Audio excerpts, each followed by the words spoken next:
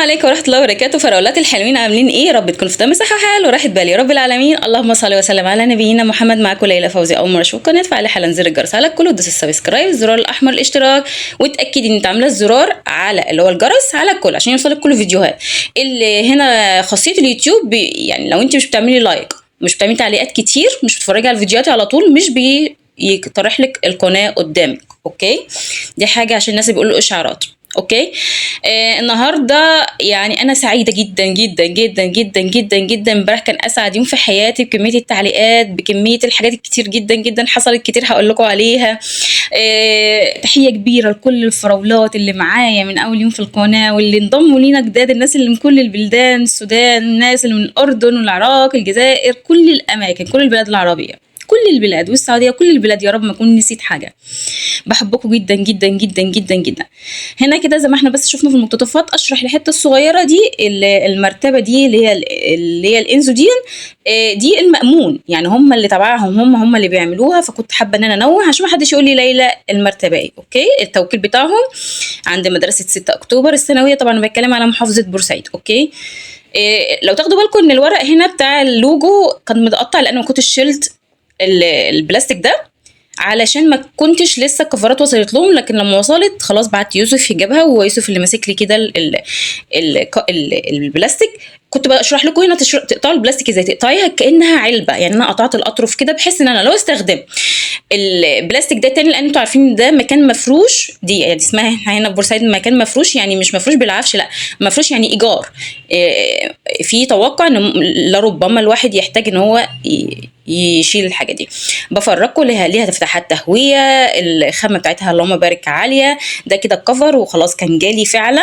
وعايزه اقول لكم ان هو خرج عن كل التوقعات. انا عن نفسي كان عندي كفر قبل كده، بس عارفين اللي هي الخامه اللي فوق جرشه اللي هي بتمسك كده قوي، فكانت مش ناعمه. فاهمه؟ ده اللهم بارك، قمر ناعم سوفت قوي، حاجه روعه روعه روعه. طبعا هو من عند المأمون ما فيهوش كلام. تمام. دي شيء. الناحيه هنا كده بوريكم ان هو الظهر بتاعه جلد. هنتكلم النهارده على حاجات كتير جدا جدا جدا، هرد على حاجات كتير في التعليقات. من اهمها طبعا شايفين ده كده الدرج ده كده، الرف او المكان ده كده، هنا الرف ده في الدولاب. وطبعا ان شاء الله في الجوله النهائيه هفرجكم على باقي الدولاب. هنا بس هستخدم طبعا الحاجات اللي هي الالوان الاوف وايت والطقم القمر بتاعنا. وعلى فكره اللي انا بوريها لكم اللي فيها اللمعه دي الكوفرتا البيكا، وده الطرف الايه بتاعها. اول حاجه شكر خاص خاص خاص خاص لكل حد بيعمل لايك، شكر خاص لكل الناس اللي بتعمل تعليقات، شكر خاص للناس اللي بتسال عليا في الخاص وفي كل مكان. ربنا يا رب يديمكم في حياتي نعمه، اللهم امين يا رب. ادي اول حاجه. تاني حاجه طبعا كان في غيره غير طبيعيه من الفراولات علشان انا ذكرت ان هن مامة مروان، وقعدوا يقولوا لي حبينا زي ما بتحبين مامة مروان، وما يعرفوش ان انا بحبكم كلكم. انتوا بتهزروا، اكيد بتهزروا بجد. انا مش معنى ان انا ما قلتش الاسم، والله بجد انا بحبكم جدا، ما انتوا عارفين. انا امبارح بقى كنت سعيده، امبارح لقيت يسرا ولقيت صباح والناس الفراولات بتوعي انا بتوع القناه ليلى فوزي. فانا بقول لكم ان قدر ربنا سبحانه وتعالى، وربنا سبحانه وتعالى قدر ان يجمعني بيكم يا رب يا رب. وعقبال كل الفراولات اللي انا حافظاهم واحده واحده. انا بموت فيكم كلكم عندي درجه واحده، بعشقكم. ده شيء. تاني حاجه زي ما قلت لكم ان انا بكتب في الوصف هنا في اي فيديو ان اي حد يبحث عن قناتي انا اجيله. تمام. طبعا الحبيب والعدو يعني عادي احنا ظاهرين للناس كلها بفضل الله سبحانه وتعالى. وفضل الله سبحانه وتعالى بقى اسمي ليلى فوزي على عينك يا تاجر، رغم انف اي حد. الحمد لله بقت القناه ليلى فوزي رغم انف اي حد، وهفضل ليلى فوزي رغم انف اي حد، وهتفضل القناه رغم انف اي حد واللي هم بيتفرجوا عليا دلوقتي، ورغم انفكم وانتوا بتتفرجوا بتعملوا مشاهدات، ورغم انفكم وان كنتوا حتى بتعملوا ديسلايك، ورغم انفكم هكبر وحعلى ورغم انفكم. ومش هرد الا بالرد اللائق بليلى فوزي. عارفين ان هو رد ليلى فوزي؟ هتعرفوه في يوم من الايام. اوكي. طبعا القناه دي معموله للناس اللي انا بحبها وبس، معنى ان كان فيها متطفلين حابين يعرفوا انا ايه، بعمل ايه، بوصل لايه، اتفرجوا واتقهروا وبس وتعبوا وبس، وانا اكبر وبس، وانا ابقى سعيده وبس، وانتوا ليكوا الحسره وبس. اوكي. نخش بقى على الطاقة الإيجابية، وأحلى وردة بيضة مني لأحلى فراولات. اكتشفت امبارح، انا قلت طبعا ان مروان ده صغنن وبيتفرج عليا، اكتشفت ان في كمان الانسه ميرام بنت صديقه فراوليه عندي، قالت لي دي كمان 12 سنه وبتتفرج عليكي يا لولي وبتحبك جدا. طبعا انا وعدتها لازم اقول اسمها، اي حاجه عايزني اقول اسم ابنه او اي حد يكتب لي في التعليقات. خلاص، ادي تاني حاجه. تالت حاجه سالت عليها ليلى، لو احنا عندنا كومباوند زي مثلا، لو بس انت لو بتتكلمي على بورتو سعيد فانا هقيم لك من هنا في بورتو سعيد، ولا نجيب شقه في برج احسن فضل مش عارفه ايه. بصي هتكلم عن بورتو سعيد. لو بورتو سعيد مثلا كومباوند زي بورتو سعيد اللي انا كنت فيه، ف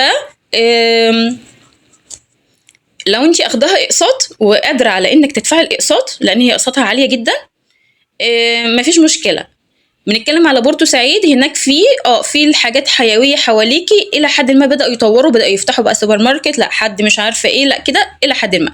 ولكن لو انت من النوع اللي زي بيحب السفر، بيحب الحاجات البعيده، بيحب الهدوء، اوكي هتبقى معاكي حلوه بورتو سعيد. ولكن بصراحه انا كنت متبهدله حرفيا مع الولاد في الدراسه، حرفيا الولاد اللي كانوا تعبانين، تخيلي لما يبقى وراهم دروس وبين الدرس مفيش، ما يلحقوش يرجعوا ياكلوا يعملوا، فاهمه؟ ده شيء. لو عندك شقه صغيره في بورسعيد، شقه عاديه مش لازم ومثلا عايزه اجيب بكومباوند بورسعيد، جميل. طيب ايه فايده كومباوند بورسعيد؟ على فكره عايزه اقول لكم على حاجه، ان في ناس مستثمرين اصلا ما لهمش علاقه ان هم يقعدوا في الكومباوند، او ده شاليه ليهم، او ان دي وحده يسكنوا فيها عشان المتعه. في ناس اخدين الموضوع ده تجاري فقط، يعني بياخدوا يا بنات قولوا معايا، بياخدوا يا بنات الشاليه واثنين وثلاثه تاجير، وهو يدفع نفسه والكلام ده كله. فهو موضوع استثماري بحت، انت حباه زي ما انا قلت لك. الكومباوند جميل، بس حته المسافه والحاجات اللي هناك مش قد كده. يعني انت حاجتك هتجيبها بالشهر لو انت من النوع اللي عندك عربيه تحت رجلك وهتستحملي بقى وكده، فدي الفكره. فاهمه دماغي؟ ده شيء. طبعا فكره ان انت يبقى لك هنا برضو في بورسعيد شقه او كده او حاجه في برج، دي حاجه حلوه. فده انت اللي تحددي. ولو هو نفس انت كتبتي لي ان نفس السعر وبتاع وكلام من ده، فانت اللي هتحددي المساله دي. فهماني يا روحي؟ وربنا يا رب يكتب لك شقه في برج، ويكتب لك شقه في بورتو، ويكتب لك فيلا في بورتو، اللهم امين. وكل من قال امين، وليا وكل من قال امين. ناس كتير سالوني ليلى انت سبتي بورتو ليه؟ طب ليه؟ ده شقتك حلوه. لعل الله يحدث بعد ذلك امرا. ده شيء. الحياه مش ثوابت، لا الناس فيها ثوابت، ولا الأماكن فيها ثوابت، ولا المشاعر فيها ثوابت، ولا أي شيء فيه ثابت، ومفيش حاجة ثابتة ولا ليها ضمان في الدنيا. لا أب ولا أم ولا أخت ولا زوج ولا أولاد، مفيش ضمان إلا الله سبحانه وتعالى. الله هو الأمان في كل هذه الفوضى، على رأي اللي كتبه. تمام؟ ده شيء. حاجه بقى حابه انا انوه عليها واتكلم فيها، جاني تعليق بتقول لي انا متابعاكي زمان، القمر الجمال ده بتاع الايه، الديكورات والكلام ده. اوكي، هنا بس بوريكي ان انا حاطه برضو نفس الكفر الجديد، تمام اهو، نفس الماركه في اوضه الولاد، وهنشوف في الاخر خالص خالص خالص. تمام. في جاني بقى تعليق وحابه ان انا ارد عليه. انا برد عليك قبل ما انا هقول التعليق، انا برد عليكي تحسبا ان انت فراولاي من فراولاتي اللي بيحبوني بجد، فانا هرد عشان كده بس. ولكن ان ظهر بعد كده التعليق بطريقه ما عجبتنيش، انا اي حد بيعلق بطريقه انا افهمها، بطريقه معينه انا افهمها، طبعا هو معروف مين اللي بيعلق، اوكي؟ فانا ما بردش اصلا عليه وبعمل له بلوك، لان ده مستوى اي حد، البلوك وبعدم الرد. اوكي، انا كده، دي حياتي. لو تاخدوا بالكم بس ركزوا، لان انا عامله ميتشنج مع بعض ودخله الموف هنا. بوريكم ان شلبي هناك في الظهر على فكره ده موف، بس هو طالع هنا في وشيا ماشي مع كده، فانا بندخلها البيبي بلو مع الموف. او ليه؟ لان الملايه نفسها فيها خط كده رايق خالص موف في النص، هبقى اوريه لكم. خلاص. التعليق كان عبارة عن ليلى أنا بتابعك، القناة جميلة مش عارفة إيه، وهنا ما شاء الله عليكي بتتكلمي بالأحاديث الدينية وتتكلمي بالحديث، حتى إيدك ما بتطلعش، بتظهري بالجوانتي. لكن أنا متابعة على الإنستا حد تاني مجرد مغطية وشها فقط وبتسمع الأغاني أو مشغلة الأغاني، عافانا الله. أنا هرد عليك وهقول لك أنا الاتنين، أنا الإنستا وأنا هنا اليوتيوب. أنا يا جماعة ما طلعتش في يوم من الأيام على اليوتيوب قلت لكم ان انا داعيه اسلاميه ولا حاجه. انا انسانه عاديه احب الصالحين ولست منهم. انا مجرد منتقبه، لكن انا مش في مكان ولا في مقام يجعلني ان انا اكون داعيه اسلاميه. انا انسانه مسلمه عاديه. فمعنى ان انت تقولي لي ان انا بقول حديث علشان بقول حديث وبطلع هنا مش ببين ايدي، هو ده يعني انت كده حصرتي ان اللي بيقول احاديث فقط الناس الملتزمه، ده مشكله كبيره. تمام. الناس الملتزمه حقيقي دينيا دول لازم يبقوا ناس دارسين فقه وسيره، وناس فعلا بيعملوا بكتاب الله بالحرف حرفيا. الناس دي لازم تكون على درجه عاليه من العلم والفهم بالله. تمام. الناس دي حقيقي عشان يطلعوا حقيقي محتاجين يثبتوا الدين في حياتهم قبل اي حاجه. وانا شايفه ان انا غير مؤهله لده، انا مش بالدرجه العاليه دي، انا انسانه مسلمه. الناس المسلمه العاديه بتعرف احاديث، الناس المسلمه العاديه بتعرف في الدين. انا على فكره انا ممكن اعمل لك فيديو كامل بدون سكريبت للفيديو من غير مسبق، واخش جدال مع حد، وبفضل الله هطلع مفوهه، وهقف وهتكلم افضل من اي حد بيقف على منبر، وهتكلم معاكي في الدين، وهقول لك خطبه عن الدين. ولكن انا ده مش مجالي، انا غير مؤهله لده، انا مسلمه فقط. أنا مسلمة غير مؤهلة للدرجة العالية دي، أحب الصالحين ولست منهم. كل الناس بتعرف أحاديث، كل الناس بتقولك. أنا ما طلعتش أنا بتهيألي حد هنا يقول لي في التعليقات، أنا لما طلعتش قلت لكم جماعة تعالوا تابعوني على الانستا، عمركم سمعتوني قلت لكم تابعوني على الانستا؟ حبايبي فراولاتي هم اللي بيلاقوني وبيشوفوني وبيخشوا، قبلني اللي قبلني وما قبلنيش اللي ما قبلنيش، وأنا رديت عليكي في التعليق وكتبت لك خدي اللي يفيدك واتركي ما لا يفيدك. انا مش هدخلك الجنه وبرضه مش هدخلك النار، لان انت كبيره وعلى فهم وعلى وعي وعلى درايه بالحد اللي انت ممكن تسمعيه. لو انت شايفه ان هيدخلك النار ابعدوا عنه فورا، حتى لو كنت انا. اوكي. انا بطلع على الانستا صفحه زي ما انا كتبت لك برضه، صفحه شخصيه تخص ليلى فوزي فقط، وما قلتش لحد تابعني فيها. طيب صفحة اليوتيوب بطلع بيها ليه بالجوانتي، حتى بتكلم فيها بحدود، لأن يا حبيبتي دي صفحة عامة. وأنا كمنتقبة، ركزي، مش ملتزمة، أنا كمنتقبة لسه حاملة أدب النقاب، فمعنى إن أنا أظهر للعامة، فاهمة، لازم أبقى على قدر احترامي للعامة، للناس العامة، الغريب والقريب. طالعة في القناة هنا لا قلت إن أنا داعية إسلامية، ولا قلت ان انا يا جماعه معرفش ايه واعملوا وسووا واعملوا في دينكم وحياتكم، حاجه عاديه. ده انا بقول لك قولي الاذكار، صلي على النبي كتير. انا بذكرك بالاذكار، هم المسلمين الملتزمين بس اللي بيقولوا الاذكار، ده نصيبه تقيله لو احنا بنفكر كده. انا بقول لك قولي الاذكار، نقرا في المصحف. هو ده كده التزام؟ ده اي كلام، ده مش التزام. الالتزام حاجه جامده، الالتزام حاجه جامده وقويه، وانا لسه ما وصلتلهاش. انا لسه ما وبقول انا لسه ما وصلتهاش، ربنا كريم قادر. وانا قلت لكم يمكن في البيت الجديد ده ناويه ان شاء الله احسن واظبط من نفسي شيء يخصني برضه. لكن بشجعكم وبقول لكم تعالوا يلا نعمل كذا، تعالوا نذكر، تعالوا نعمل. مش معنى كده ان انا دين خالص خالص خالص خالص خالص. اوكي. تاني حاجه، لما اطلع واولول واعول واقول الحقوني، حصل لي في حياتي، الحقوني، جوزي، عيالي، ما اعرفش مين، حماتي، لما اطلع اوصل للمستوى ده، وانتوا فاهمين قصدي، لما اطلع اوصل لمستوى ان انا اتكلم على حياتي الشخصيه، حقكم تخشوا تتكلموا في حياتي الشخصيه، لان انا اللي فتحتها.